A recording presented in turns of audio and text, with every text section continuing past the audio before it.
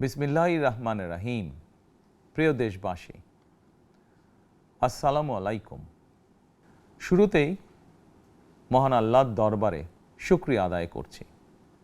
হাজারো শহীদের প্রাণের বিনিময়ে আমরা দেশ এবং জনগণের স্বাধীনতা, সার্বভৌমত্ব রক্ষা করতে পেরেছি। তাবেদার মুক্ত বাংলাদেশে জনগণের ভোটে জনগণের কাছে জবাবদিহিমূলক একটি নতুন সরকার যাত্রা শুরু করেছে।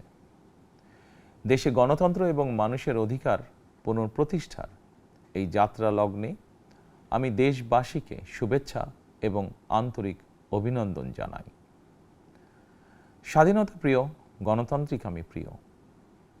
জনগণের কারণেই দেশে আবার মানুষের অধিকার, সম্মান এবং মর্যাদা পুনঃপ্রতিষ্ঠার সুযোগ সৃষ্টি হয়েছে।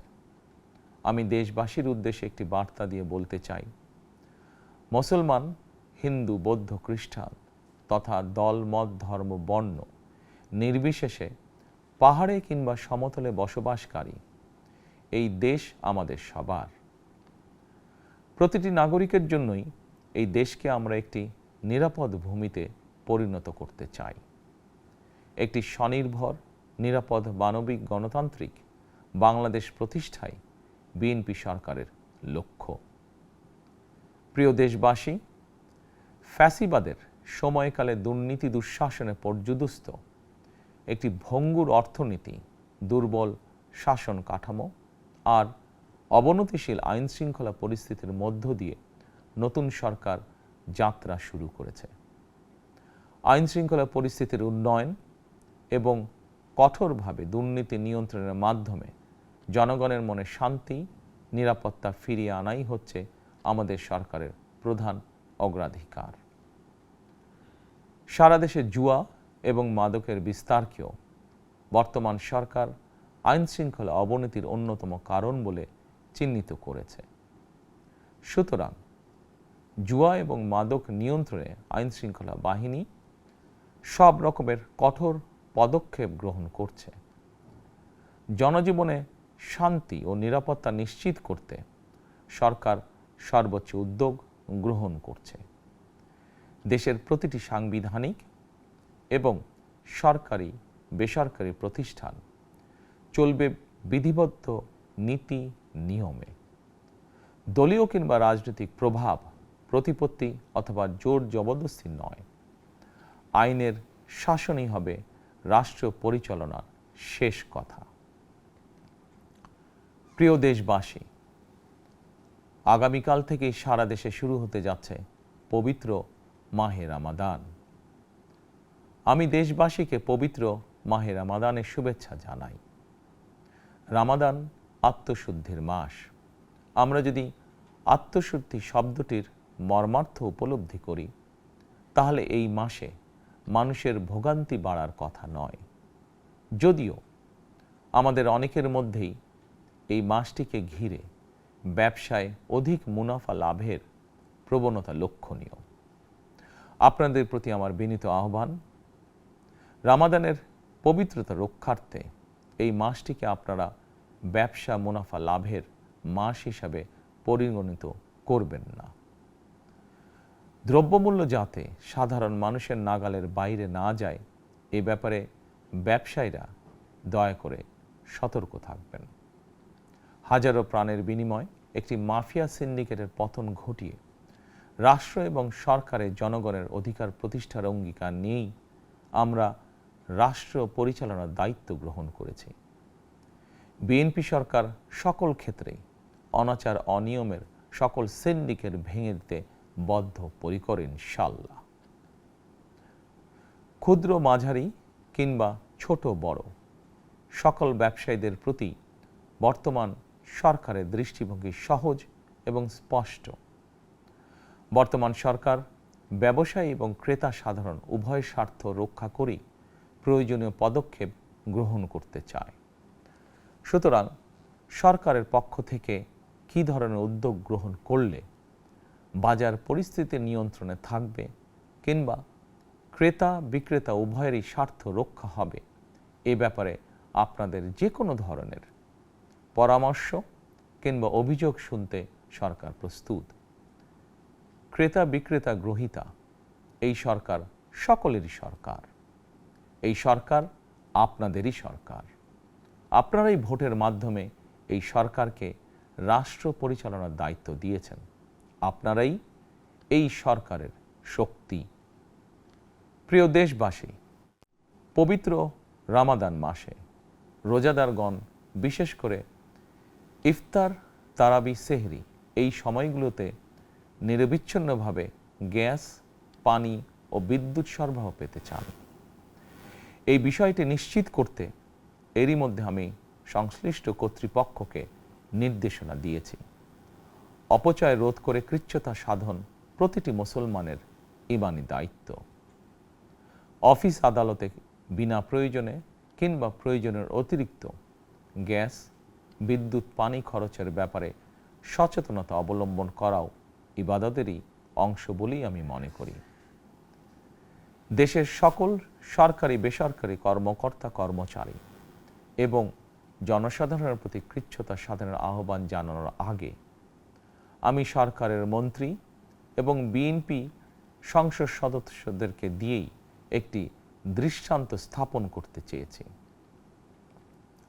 বিএনপির সংসদীয় দলের প্রথম সভাতেই আমরা সিদ্ধান্ত নিয়েছি, বিএনপি থেকে নির্বাচিত কোনো সংসদ সদস্য সরকারি সুবিধা নিয়ে ট্যাক্স ফ্রি গাড়ি আমদানি করবেন না এবং প্লট সুবিধাও নেবেন না। আমি আপনাদের সামনে বলেছিলাম, রাষ্ট্র পরিচালনার সুযোগ পেলে বিএনপি সরকার মহানবীর ন্যায়পরায়ণতার আদর্শ অনুসরণ করবে। আমি মনে করি বিএনপির সংসদীয় দলের এই সিদ্ধান্ত ন্যায়পরায়ণতার আদর্শেরই একটি অন্যতম প্রতিফলন। প্রিয় দেশবাসী, বিভাগীয় শহরগুলিতে বিশেষ করে রাজধানী ঢাকায় যানজট অত্যন্ত নিয়ন্ত্রণহীন। হাটে মাঠে ঘাটে, অফিস আদালতে জনগণের ভোগান্তির শেষ নেই। জনজীবনের নানা ক্ষেত্রে জনদুর্ভোগ লাঘব করা না গেলে জনমনে স্বস্তিও ফিরবে না। রাজধানীতে জনসংখ্যার চাপ কমাতে বিকল্প ব্যবস্থা গ্রহণ করা জরুরি হয়ে পড়েছে।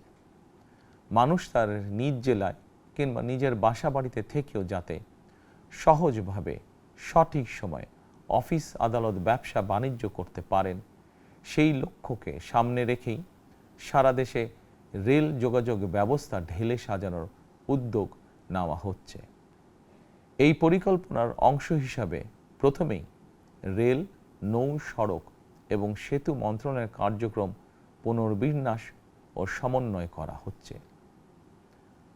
আমরা মনে করি সারা দেশে রেল যোগাযোগ ব্যবস্থার সহজ, সুলভ এবং নিরাপদ করা গেলে একদিকে যেমন জনগণের শহর কেন্দ্রিক বা নগর কেন্দ্রিক নির্ভরতা কমবে, অপরদিকে পরিবেশেরও উন্নতি হবে। প্রিয় দেশবাসী, আমাদের চারপাশে সমস্যার শেষ নেই, তবে সমস্যার পাশাপাশি সম্ভাবনাও কিন্তু কম নয়। আমাদের বৃহৎ জনগোষ্ঠীকে যদি আমরা দক্ষ জনশক্তিতে রূপান্তরিত করতে পারি, তাহলে এই জনসংখ্যাই হবে আমাদের জনসম্পদ। আমরা নিজেদেরকে দক্ষ করে গড়ে তুলতে পারলে শুধু বাংলাদেশই নয়, বিশ্ব বাজারও আমাদের জন্য উন্মুক্ত। তথ্য প্রযুক্তির সিঁড়ি বেয়ে বিশ্ব এখন কৃত্রিম বুদ্ধিমত্তার যুগে প্রবেশ করেছে। প্রযুক্তির এই প্রতিযোগিতামূলক বিশ্বে সম্মান এবং স্বচ্ছতার সঙ্গে টিকে থাকতে হলে আমাদেরকে কোনো না কোনো একটি বিষয় বা কাজে পারদর্শী হতে হবে।